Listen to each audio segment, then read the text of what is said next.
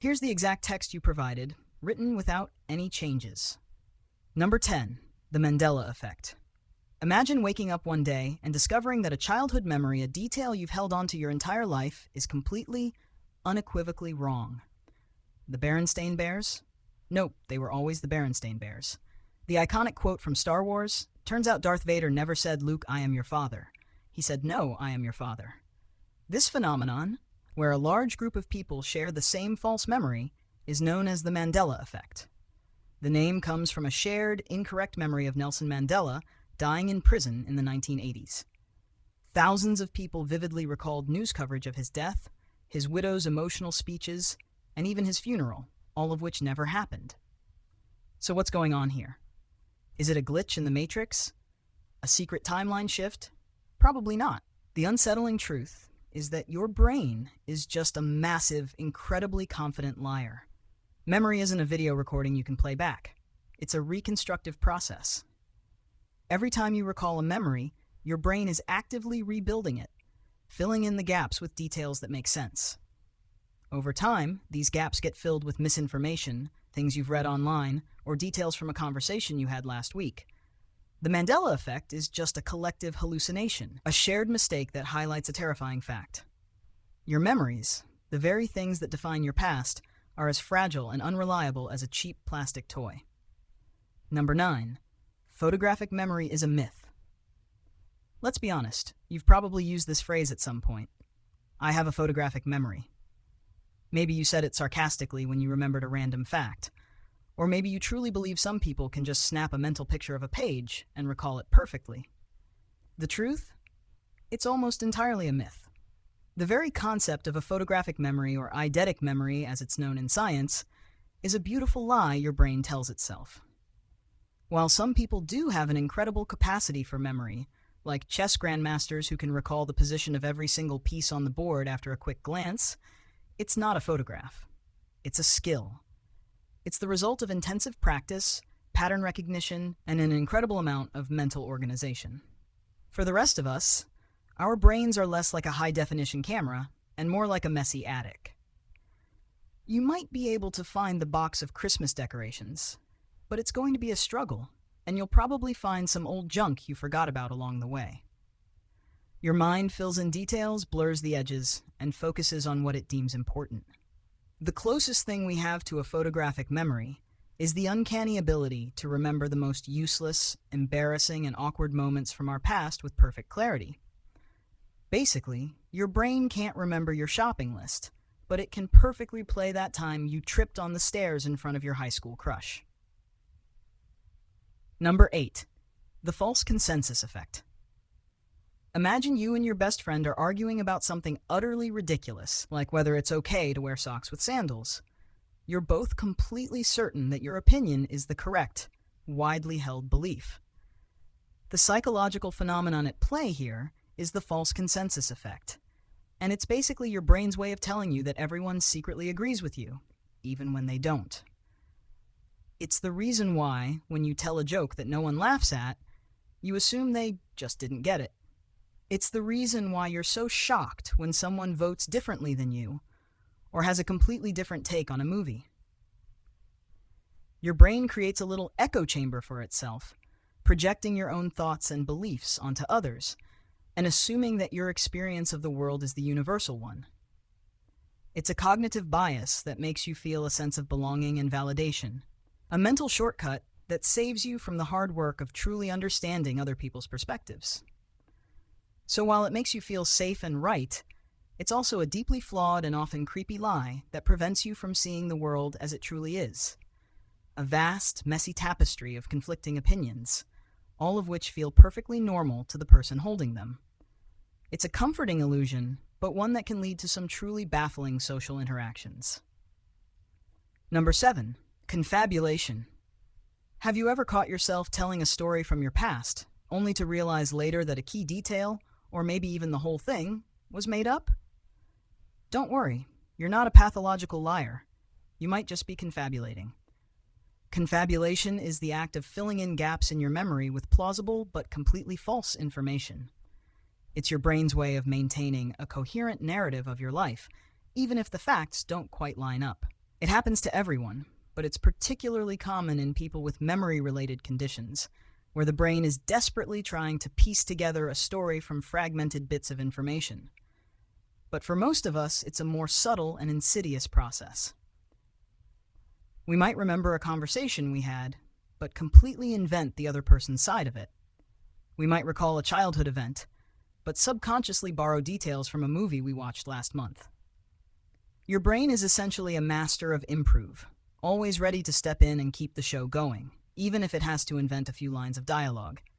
It's a survival mechanism, a way to prevent the terrifying experience of a blank memory. But the result is a life story that is, in many places, pure fiction.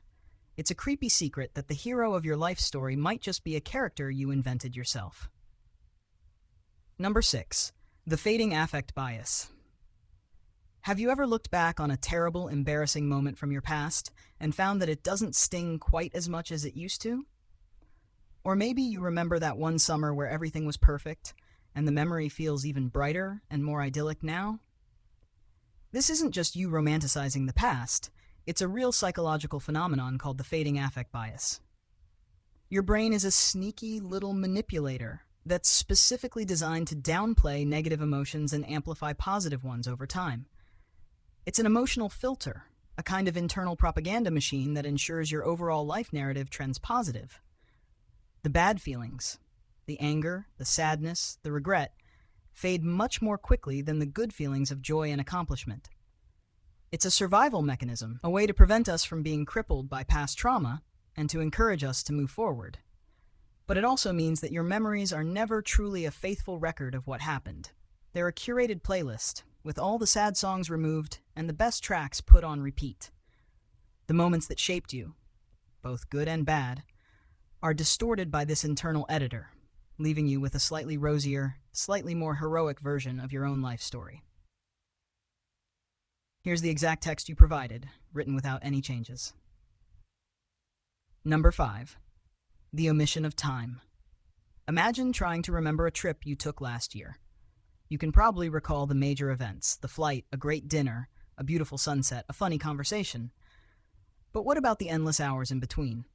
The waiting in the airport, the traffic, the mindless scrolling on your phone, the 10 minutes you spent just staring at a wall. You don't remember those moments because your brain has deemed them irrelevant. It has quietly and ruthlessly edited them out of the memory. This phenomenon is known as the omission of time, and it's why our lives feel so much shorter and more fast-paced in retrospect. Your brain is a brilliant storyteller, but it's a terrible historian. It strips away all the mundane, boring, and forgettable parts of your day, leaving you with a highlight reel of your life. This is why a month-long vacation can feel like a fleeting week, and why a year can pass in the blink of an eye. The moments that were just getting from A to B are gone forever, leaving you with a condensed, exhilarating, but ultimately incomplete version of your past.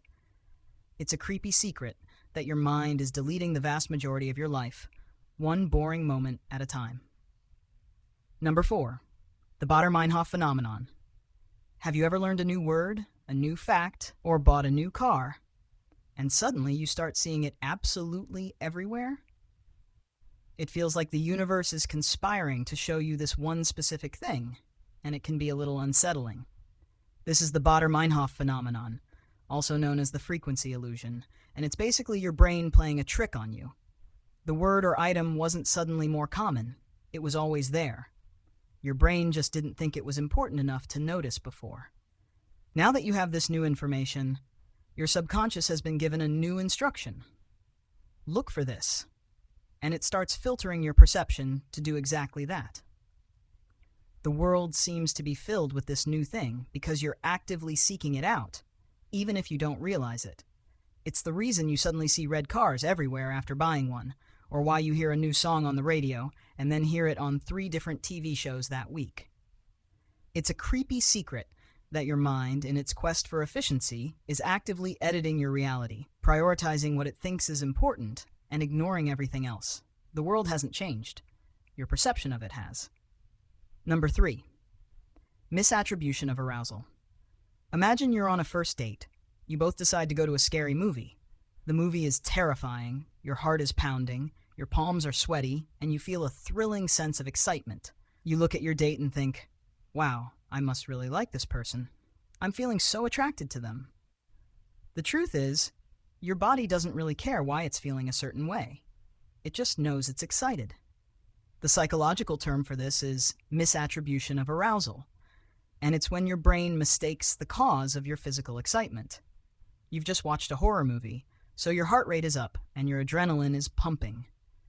Your brain, needing an explanation for this physical state, conveniently attributes that feeling to the person sitting next to you.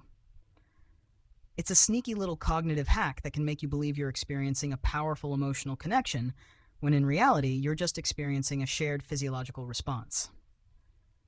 It's why so many first dates involve action movies, roller coasters, or haunted houses.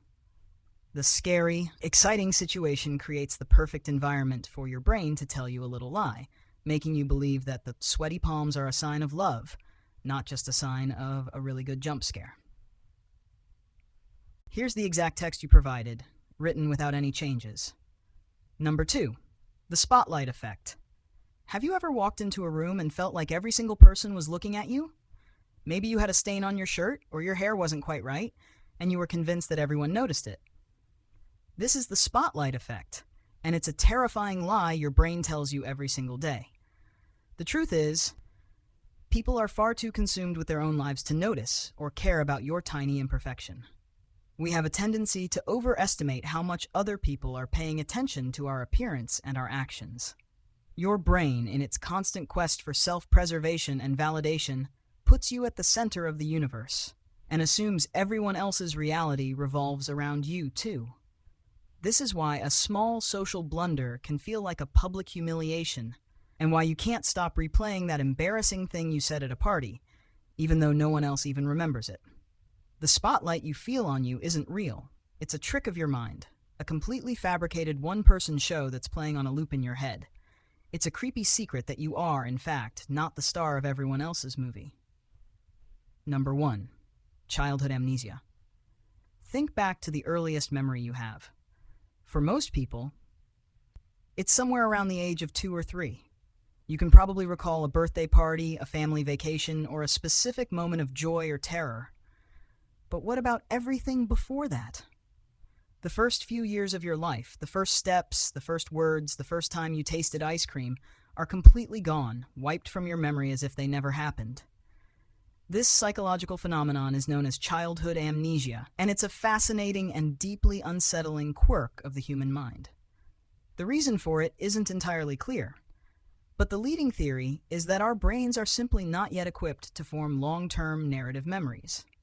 The parts of our brain responsible for this, like the hippocampus, are still developing during infancy. Think of your brain during those first few years as a computer with all the hard drives wiped clean. It's busy learning how to operate, but it's not yet saving any of the data.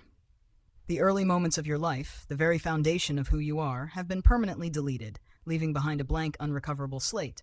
It's the ultimate creepy secret. A vast and empty void at the beginning of your life, a missing past that you can never get back.